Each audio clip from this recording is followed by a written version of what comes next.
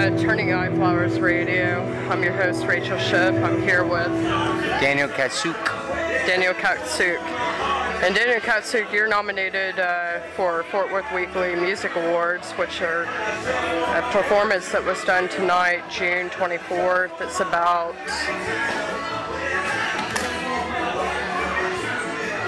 12:12 midnight. We're here at the Grotto. How long have you been playing music, Mr. Katsük? About 3 hours. About 3 hours tonight. Tonight, yes. In retrospect, I would say since I was 16. Since you were 16. I actually met you, Daniel, in downtown Fort Worth. I was in high school, and it was before you got started with Spoon-Fed Tribe. You were actually beating on the back of a what appeared to be a Home Depot bucket. A highly underestimated instrument. A highly underestimated instrument. And what year and how did you get involved with Spoon-Fed Tribe?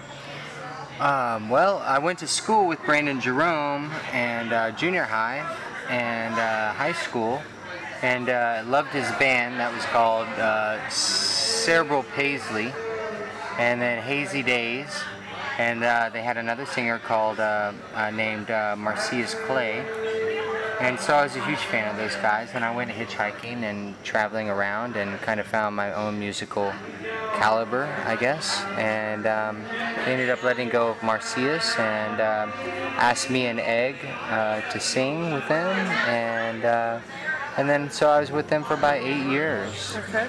I actually got reunited with you back in, I guess it would be 2008. We were at Lola's in the Stockyards, and you were actually performing with the current band Sally Majestic minus John. Yes.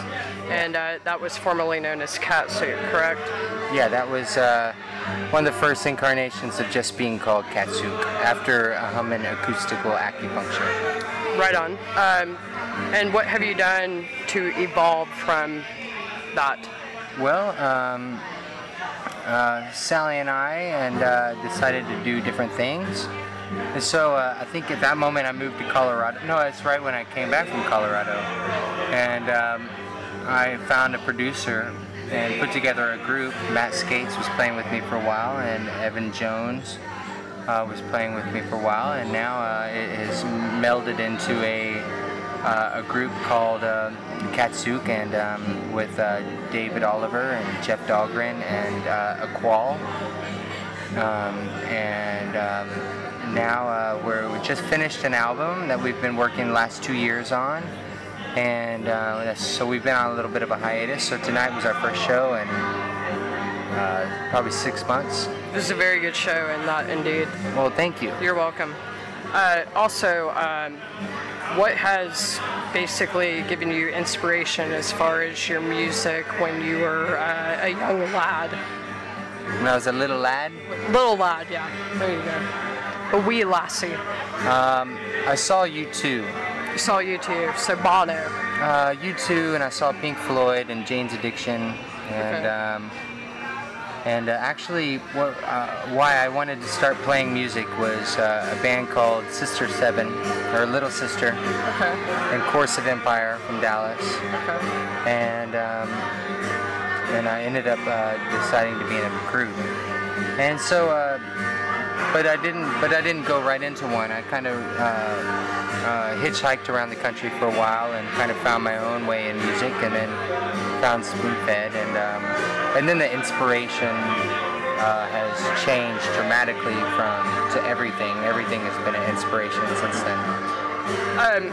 Honestly, I would say that you are probably, if not the only one that I've met here in Fort Worth as an actual musician. If I may compliment you, you're very humble with what you do. Do you believe that musicians here in Fort Worth should have the same aspirations that you have? I feel like the musicians in Fort Worth should have the aspirations that they have in their soul for themselves. I couldn't or want to expect anyone to think or act in any manner that I act. I definitely agree with that, honestly. That's pretty cool that you said that, honestly. I feel like we shared kind of a deep moment there. All moments have depth. Yes, just a little bit. Wee bit. It can. It can. It definitely can. How do you feel about the crowd tonight at the Grotto? There was this one guy who had a funny looking face. I wasn't a fan of his shoes. But everybody else was amazing. Okay, all right. So I loved everybody. You loved everybody except for the guy with the funny face and the shoes, right? Squirrely looking face. His squirrely looking face. All right, right on. No, I'm just kidding. It's always fun to pretend.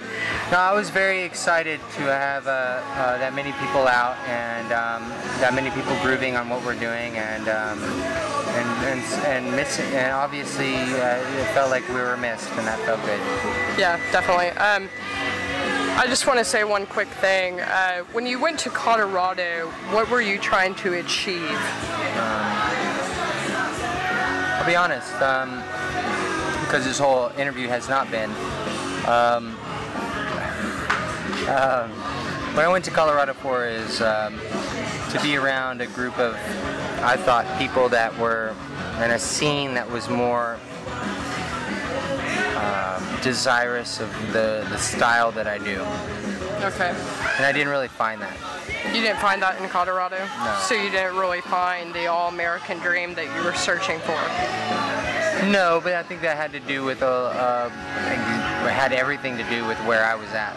Okay. What part of Colorado did you actually try to involve in? Denver. Denver. Okay. All right. What type of venues did you play in Colorado? Like small theaters. Okay. Okay. Are you familiar with the Red Rocks Amphitheater? Very well. Yes. How do you feel about that? Have you actually been there?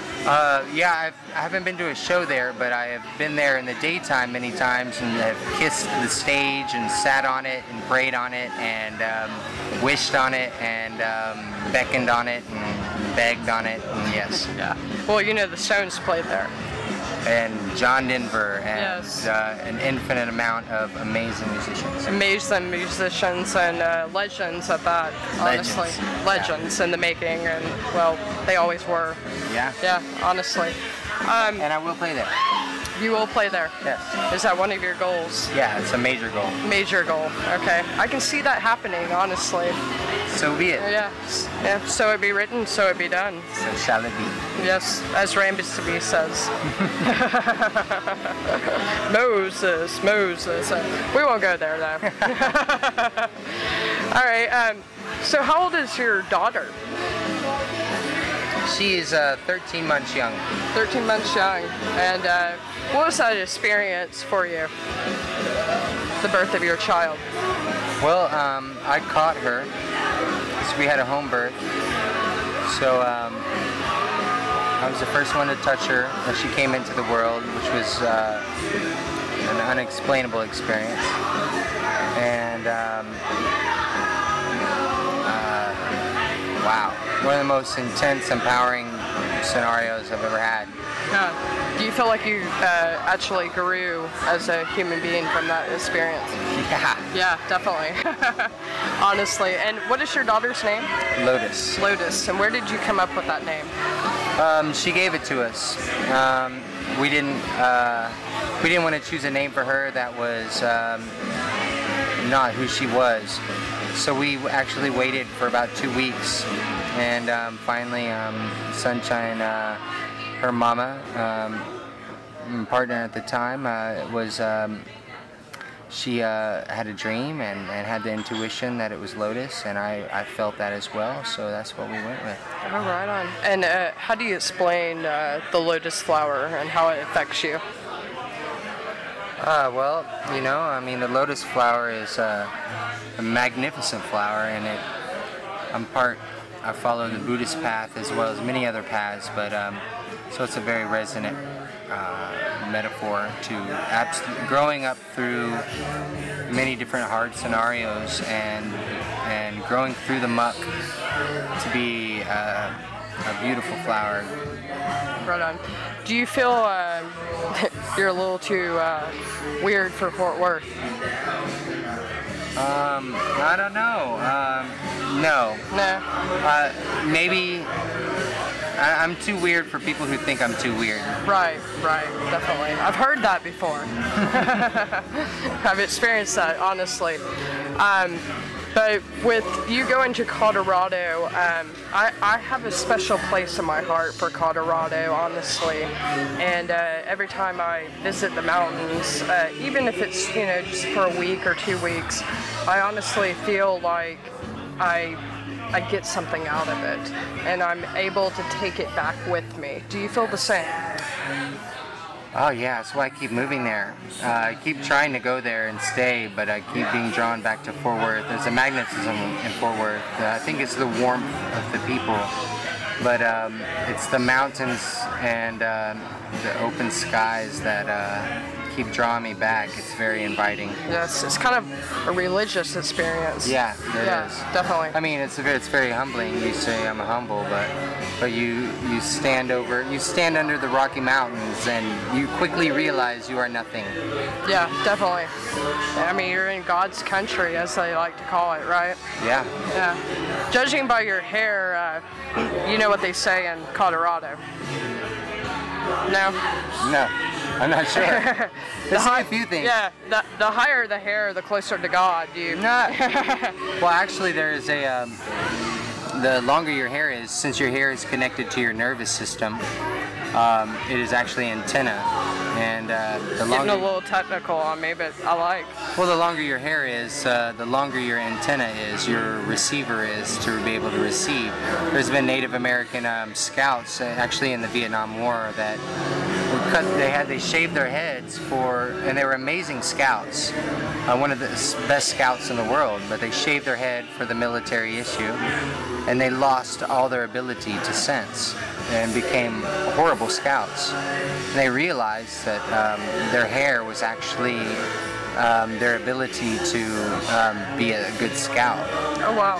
And so that was the only branch in the military in the Vietnam War that was allowed to grow their hair long. Oh wow, really? So your hair actually because it is connected to your nervous system, which is connected to your brain, it is a sensory aspect of our physical self. Do you believe that you've gotten a touch from each musician that you interact with, and you're able to perceive that touch and go with it? Like being inspired? Yeah, being inspired, or actually you being the musician that inspires people, per se. Do you believe that you're able to give that touch to other people? I believe that everyone is. I feel that I have, just because I've been given that affirmation from people many times. When I played AAA with Ricky and Orion at the Rec Room, people were calling it their church on Monday nights, and so that was a very beautiful affirmation to feel that people they were actually receiving what we were giving, and not just coming and drinking and just getting wasted and forgetting. They were actually they were remembering. If I may ask you a question that's a little off topic, I usually ask every musician I come encounter this question, so just bear with me. If you were to jump out of an airplane, per se. Yeah, again. Okay. What color would your parachute be? Wow, alright.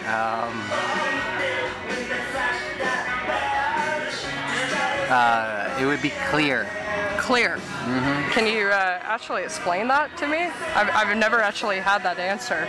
I would say that I would like it to be clear so I can look up at the blue sky as I'm going down. As you're going down? Mm-hmm. Okay. All right. Well, I'm going to end this on that note. But thank you very much, Katsük. I appreciate it. And I wish you luck. Oh, appreciate it. No problem.